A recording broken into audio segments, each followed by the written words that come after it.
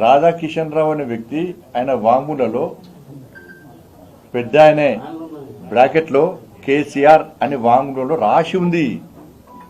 దాన్ని కోర్టులో సబ్మిట్ చేసిన అధికారులు ప్రభుత్వం.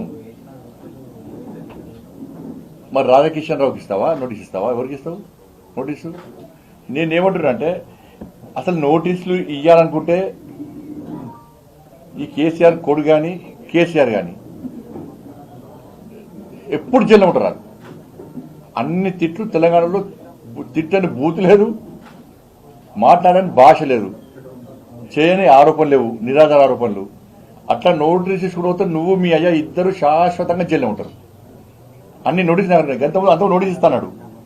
ఎందుకు వారిపోయినావు? ఇప్పుడు నోటీస్ ఇస్తే నేను కూడా చట్టపరంగా ఏం చేయాలి నాకు కూడా తెలుసు. నేను కూడా సవాల్ చేస్తున్నా. నువ్వు నోటీసుల ద్వారా ఒక రాజకీయ నాయకుడిపై ఉండి ధైర్యంగా ఎదుర్కోలేక నువ్వు చేసిన తప్పిదాలను కప్పిపుచ్చుకోవడానికి లీగల్ నోటీస్ ఇస్తా అని చెప్పి బెదిరిస్తున్నావు. ఏదో ఒక నోటీస్ ఇచ్చి బెదిరించి అట్నే భయపడతానుకుంటే నీ మురుగత్వం. నేను నీ లెక్క అయ్య పేరు చెప్పి రాయగల కష్టం కాదు. నేను తెలంగాణ ఉద్యమంలో ఎవరో చేస్తుంటే పోయి మధ్య జెండా పెట్టి కంకులు కాల్చే కాడ ఫోటో దిగి, దోషలు వేసే కాడ ఫోటో దిగి, చావటలో పోయి ఫోటో దిగి, మధ్యలో జెండా జేఎస్ఎల్ మీటింగ్ పెడితే మధ్య జెండా పెట్టి రాజకీయ నాయకుడు అనేటువంటి వ్యక్తిని కాదు. నేను చిన్నప్పటి నుంచి ధర్మము దేశము అనేటువంటి ఒక ఆలోచనతో, ఒక జాతీయవాద భావజాలంతో, ఒక హిందూ ధర్మరక్షణ కోసం పాటుపడుతూ హిందూ సమాజాన్ని సంఘటితం చేస్తూ అనేక ఉద్యమాలు చేసి అనేక కేసులను భరించి అనేక సార్లు జైలుకు పోయి పోలీసుల దెబ్బలు తిని వచ్చినటువంటి వ్యక్తి నేను.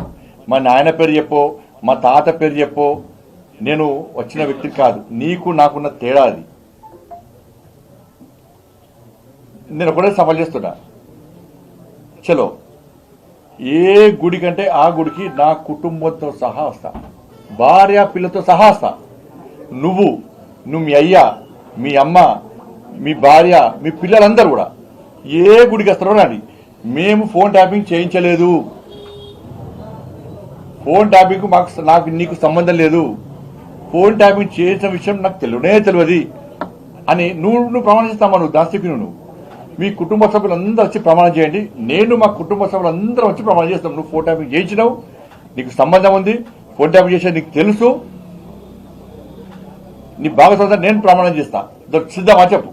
డే టు టైం తప్పించుకుంటే నేను సమాధానం ఇచ్చిపెట్టా. రాసిపెట్టుకో. నేను నిరంతరం ప్రశ్నిస్తూనే ఉంటా ఈ విషయంలో. ఏ టెంపుల్కి వస్తావు?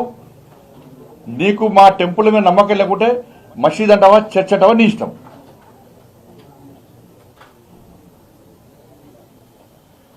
ఈ సవాల్కు నువ్వు సిద్ధమా? నేను రెడీ. మా భార్య పిల్లతో సహా కుటుంబ సభ అందరం వస్తాం. మేము ప్రమాణం చేస్తాం. తడి బట్టలతో కూడా ప్రమాణం చేయడానికి సిద్ధం. నువ్వు రెడీయా చెప్పు. నువ్వు మీ కుటుంబ సభ్యులు మీ నాయనతో కూడా మాట్లాడు.